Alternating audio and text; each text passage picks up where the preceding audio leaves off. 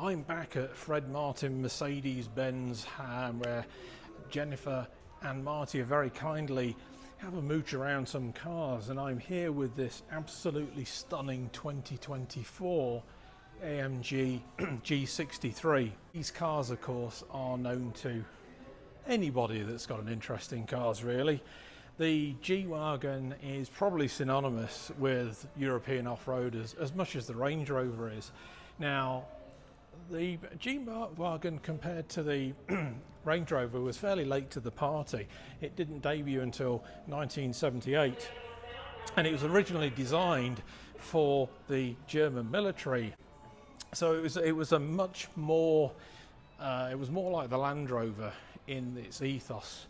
It was a very, very basic car and very rugged, and it came with hard and soft tops as well for a variety of different forms.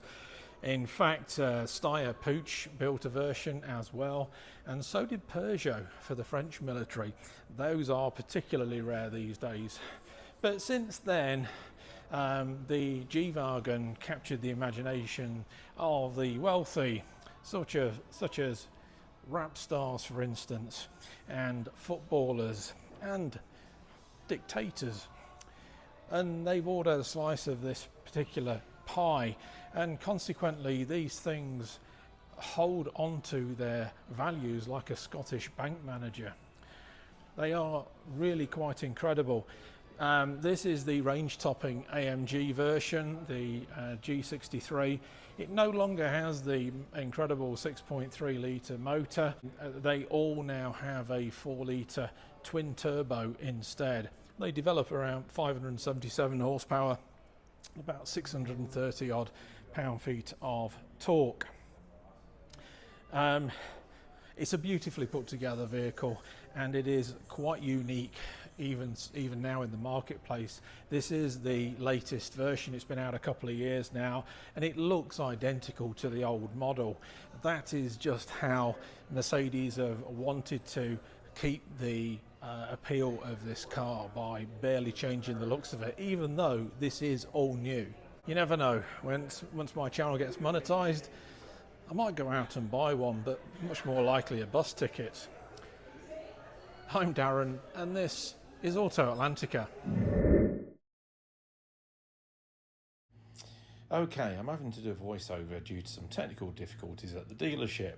So anyway, as I've said, the G-Wagen originally launched in 1978, and it was strictly military and commercial use. It was very rudimentary, very utilitarian. That was the W460 chassis, and it ran until 1992. Now, towards the end of that run, it started getting the attentions of the rich and famous, who started to see this car as something of a Range Rover rival, and it began to achieve cult status and became very collectible. Mercedes capitalised on that, and it replaced the 460 with the 461, which ran until 2022. It also had a strengthened heavy-duty chassis as well, compared to a new version that it started to produce to cater to the wealth that had attached itself to these vehicles. That version was called the W463 first generation, and you often saw these as a 5-door. You often saw them with much larger and much powerful engines as well. They had independent suspension, and they were much more comfy and far more luxurious. And they were catering to this market of the rich and famous. These are the cars that you often saw, for instance, Shmee150, the preeminent YouTuber, driving and talking about, and indeed he later owned one. But that vehicle, the 463 first generation, ran until 2018, when it was replaced by this, which is the second generation 463. Now, despite looking the same as the first generation, it is in fact all new. The body panels are new. It is slightly longer, it's slightly wider.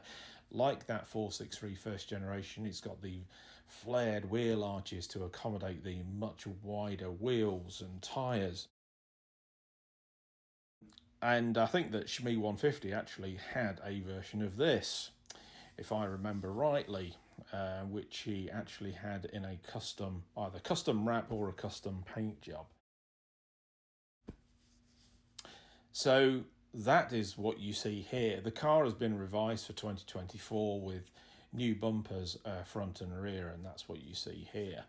So looking around this, we're going to take a look inside of it now, and you are greeted with this amazing level of trim, this quilted, soft quilted leather on the door cards here, and this beautiful mahogany, and you've got these like platinum look sort of inserts. It's a It's a Burmeister speaker system, as with the Maybach, and you can see the amount of room that you've got in it because it's essentially a box on wheels.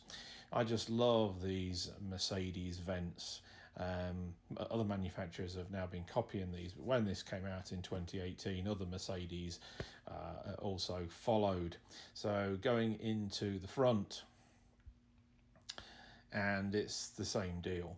You can just see the same quilted leather, for instance, and just look at that stitching on the doors. It's just beautifully put together, and those electric seat controls are just some of the most beautiful that I've ever seen. You've got the window switches again in the same material, sat actually on top of the door card there. Is absolutely amazing for ultimate comfort, and the same Burmeister speakers, which look absolutely fantastic.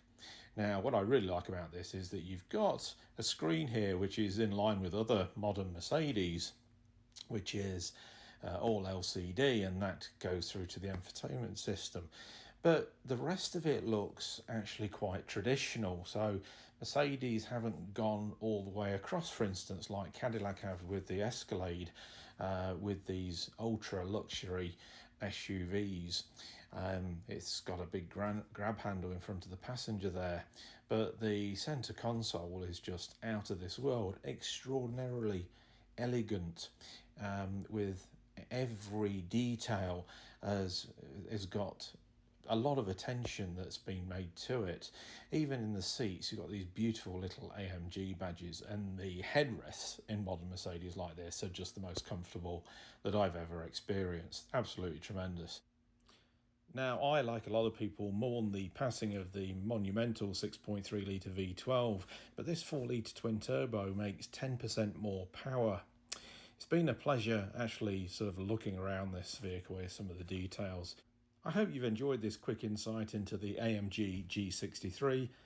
I'm Darren Walker, and this is Auto Atlantica.